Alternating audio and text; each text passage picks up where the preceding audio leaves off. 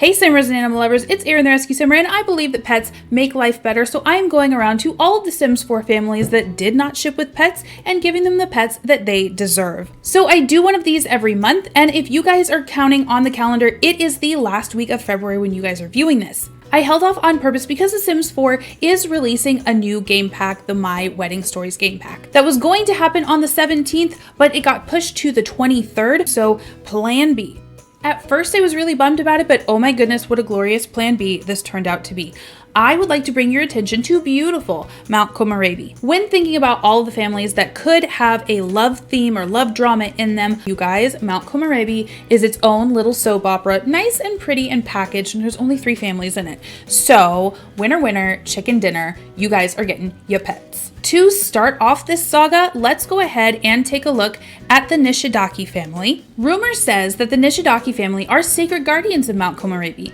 Indeed, Shigeru fumes over the Ido family's local development plans. Sachiko, however, feels warmly toward Megumi due to an old friendship with the young woman's mom. Plus, she knows what's in her young granddaughter's heart. Kaori moved to Mount Komorebi after losing her parents. She soon discovered 2 loves, the slopes and the son of her grandfather's sworn enemy. If she had one wish, she'd melt her grandfather's hardened heart. You guys, regular Romeo and Juliet. Let's pop into Create a Sim and see what pets would be right for this family. So you guys know that I always like to take a look at not only the description, but the traits and the aspirations of each sim and their style to see who they are and what would be best for them. So Shigeru is an elder who regards himself as a guardian of the community. He lives in an older part of Mount Komorebi, and he pays quite an homage to the old ways in the way that he dresses. He's a little bit more current, but you can tell that he wishes for the way that things were. If we take a look at his aspiration, he wants a successful lineage, and he has the domestic trait. He also is hot-headed, he is family-oriented, and he's adventurous. So this is a man that I think knows what he wants, knows how to lead his family there, and is determined to do so. Just a rock and a strong pillar. Meanwhile, his wife Sachiko, I believe, sort of smooths his rough edges a little bit, where he can be probably very strong-minded and maybe a little bit cutting. I think she softens him. So she also has a family trait, but hers is to be a big happy family rather than a successful one. She is proper, so she's going to watch her P's and Q's, probably be a little bit more considerate of people around her. She's also family oriented like her husband, and she loves the outdoors. So I think that she's going to want a pet that can go out happily with her. Now, Kaori is a teen. She has an extreme sports enthusiast aspiration, so she is shooting for those stars. She's adventurous just like her grandfather and is cheerful, much like I would think her grandmother would relate a little bit more to. Now, I could see this family having both a dog and a cat, so we'll do a dog first. The dog breed that I am thinking of for them would be something that is traditionally Japanese, because Mount Komorebi is a world fashion after Japan. I'm looking here. I thought we had the kind of dog that I wanted, but it doesn't look like we do. So it looks very similar to a spaniel. The dog breed that I'm thinking of is a Japanese Chin. Now, we don't have them in The Sims for just the base library, but if we go to the gallery and search Japanese Chin, I am positive, yes, some amazing examples are going to be coming up. Oh my goodness. I love this example of a Japanese Chin by Pugon. She makes such amazing dog breeds. She puts so much effort into the minute details. I think we're definitely placing this little guy. Oh, we've got those big eyes, the broad skull, and the underbite of that Japanese Chin. Now, Japanese Chin were traditionally owned by royalty. They were not allowed to be owned by the lower classes. Something about Shigeru to me says that maybe he's descendant of Japanese royalty. Even if he wasn't, I think that the status symbol of having a Japanese Chin would appeal to him. Oh, and she's named him Takeshi. I think I like that name actually. Is this a male? It is a male. I totally agree with that. I love these traits too. Being a smart animal, I think, would be very important. I think playful would work great for Kaori, and I think friendly would work amazing for Sachiko. Certainly this being a dog, being able to go with her on those beautiful walks through Mount Komorebi would absolutely be amazing. Now, what kind of collar would be best for Takeshi? I think I'm liking yellow. I like how it stands out against his fur. Next, let's get them a cat. What popped in is this black cat, but I actually want us to go ahead to a breed that I know is in the game, the Japanese bobtail. This is a cat breed that is native to Japan, although it's found all over the world now. They are known for their little bobtail. The Japanese bobtail was thought to be very useful to Japanese monks who kept the cats as mounsers to be able to protect their scrolls. So I think clever is a really good trait for this cat. I think also that prowler would be a good one. Got to be able to catch those mice. And they are known to be playful and affectionate. This is a female cat. I don't disagree with that. I'll keep that. And I like the name May. It just means beautiful. Now, what kind of collar are we going to give you? I think something simple, nothing too fussy. Oh, and she looks actually really good in pink. I quite like that. That looks so much better. I think Shigeru's heart is starting to melt even just a little bit more already. The next household we are going to be visiting is the household of Shigeru's sworn enemy and Kaori's first love, the Ido family. Magumi Ido grew up in Sinbamachi. A gold medalist skier, she aims to give her children the same upbringing, but memories of an old flame might drive her to distraction. Naoki Ido is a former medalist himself. A calculating businessman, his controversial vision of Mount Komorebi includes more tourism, more money, and modernization. Nanami and Kiyoshi have their parents' athletic talent, but their hearts lie elsewhere. Nanami just wants to be a kid, and Kiyoshi is crushing on more than the slopes. So here's our look at the Ido family. We're going to take a look at who they are, what they want, and get them a pet that is just right for them. So dad of the family, Naoki Ido, has the aspiration for a successful lineage, very similar to Shigeru. He's materialistic, he is family-oriented, and he's mean. So it seems like he's willing to put the success of his family really above people's feelings. It works to get things done, but maybe a little sticky and tricky to be married to.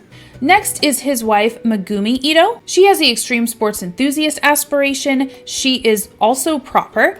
She is ambitious and she's adventurous, so she is a real go-getter. But where her husband can be a little mean, she is again more proper to round out his rough edges. Next is Kiyoshi Ido, the heartthrob of Mount Komorebi, at least as far as Kaori is concerned. He also has the extreme sports enthusiast aspiration like his mom, like Kaori. He is also adventurous like his mom and Kaori, and he is romantic. Last but not least is Nanami Ido. She is a rambunctious scamp and she's a kleptomaniac. Maybe all the pressure is getting to her and she's acting out a little bit. She's taking things that don't belong to her. So this is a very active family. This is a very driven family. They want to get up and go. They are adventurous. I can imagine that they would want a pet that could go with them. And cats are much more happy staying at home in their familiar environments, in their territories. Dogs tend to travel a lot better. They want to be with their pack, with their people. So I would feel more comfortable giving them a dog. And while this English Springer Spaniel is beautiful, we are in Mount Komorebi, so I am going to be sticking with breeds that originated in Japan. For this family, I think Ashiba Inu would be perfect. These are a Spitz type dog. They are dogs that are meant to be out in the cold, would be very comfortable going up to Mount Komorebi with them. These dogs are bouncy and active. They do love their families and are very partial to them. They tend to like older folks though. And there's something about the Ido children, even Nanami, makes me feel like she's older. So she's a child, but I think she's about preteenish. That's what I get from her. So I think that she'd be perfect for a Shiba Inu. I really don't know what coat to give the Shiba Inu. I don't think I like their defaults. That's better. Okay, so that sort of red, orangey rust color with the cream is perfect. So, buddy, are you a boy or girl? Looks like you are a boy. And as far as the name goes, according to rover.com, In 2021, the 8th most popular name for a Shiba Inu was Moki, and I think that that's super cute. It sounds like Nanami would have named him, and I think that that's adorable. Now, as far as your traits, buddy, they have them as independent. They're described a lot as being cat-like, that when you come into the room, it's not that they always have to run up to you. They're okay sharing the space if you're not their family. So it isn't that they aren't affectionate, it's that they're not on top of you. So I definitely think that the Ido's dog would have to be active because he needs to be ready to go on those adventures. And I would also like to make him adventurous as well. Now, with traits like these, this guy is going to be out often. He definitely needs a collar. Oh, that doesn't look as good as I want it to. It sort of crushes his fluff a little bit. Is there one that looks better, maybe? Maybe we could do a bandana. Maybe that would look a lot better. You guys know I love a good bandana. I think this red is so cute on him. So here we have it, guys. Here is Moki, the Shiba Inu. That looks way better. So we have Nanami cuddling Moki. I think definitely between Kiyoshi's dogs and Kaori's dogs, we've set up enough for them to have a little meet cute. Our third and final household is the Akiyama household. This is Megumi's old flame. The Akiyamas moved away from the hustle and bustle of the city to the quiet town where Kato was raised. The commute will be a sacrifice, but Jenna and Kato hope the close-knit community and beautiful natural atmosphere of the region will be worth it. Kato was surprised at the recent news that his childhood sweetheart Megumi has also moved back to Mount Komorebi. He'd love nothing more than to leave the past in the past, but the pieces of his broken teenage heart are still tender. Oh my gosh, you guys. That is a lot. So let's pop into Create a Sim and see who would be right for them. So we first pop into Kato Akiyama. He has the aspiration to be a Mount Komorebi sightseer. He is a proper sim who is adventurous, and he's also outgoing. So it seems like he's a pretty easygoing guy, easy to get along with. Then we have Gemma Akiyama. She also has the Mount Komorebi sightseer aspiration. She is active, she loves the outdoors, but she's a perfectionist. So maybe she's not as into the extreme sports, but she loves to get up and move. She loves to be active with her body. Now they have 2 children, and I view these kids as younger on the kid side. Like maybe they're 7, 8, a little bit younger even. Taku is their son. He has the artistic prodigy aspiration, and he's an art lover. So pretty directly, looks like he's gonna grow up to be somebody very creative. And his sister, Miki Akiyama, is a social butterfly, probably like her dad, who is a goofball. So this family, just to me, screams dog. And let's go back to Taku, because on his shirt is exactly the dog breed that I have in mind for them. This is an Akita. It is a very large, Japanese originating dog breed, and it was really made to be an all-purpose dog. This is a breed that is very close to my heart because I used to own a Japanese Akita. Well, an American Japanese Akita, and I have a lot of love for this breed. This breed can again be described as a little bit cat-like. They are aloof, especially with strange adults, very loving and open and putty in the hands of their family, especially with children, even strange children they will gravitate toward. They have this sort of nanny dog personality. I will say that of the coats that are acceptable on the Japanese Akita, this is my least favorite. I actually don't like this rust color. My preference is for them to have a mask. I think that just looks really, really attractive. Now, this is a coat pattern called piebald, where you can see large bits of white with little kind of islands or saddles of a different color. So for the Akita, I do agree with Loyal that they want to stick very close to their family. I do think an adventurous dog would be great to be able to go out on those walks, on those hikes with them. And this is a type of dog that can handle a lot of physical activity. You do have to be careful because they are prone to hip dysplasias because of their frame. So if you are going for a Japanese Akita or an American Japanese Akita, I would go with a smaller frame one. It just tends to be easier on their joints. And these guys are incredibly smart. They are eager to please their families, and they're incredibly willing to learn. Strangers may not think of them this way, they just don't regard the authority of strangers very well. So they may seem completely unresponsive to them, but to their owners, they are incredibly attentive. And so far, all the dogs have been males that we've done in this episode, so we're gonna change it up. We're gonna go female. I'm kind of liking the spiked collar on her. I'm not sure what color to go with though. Green, that's a little bit much.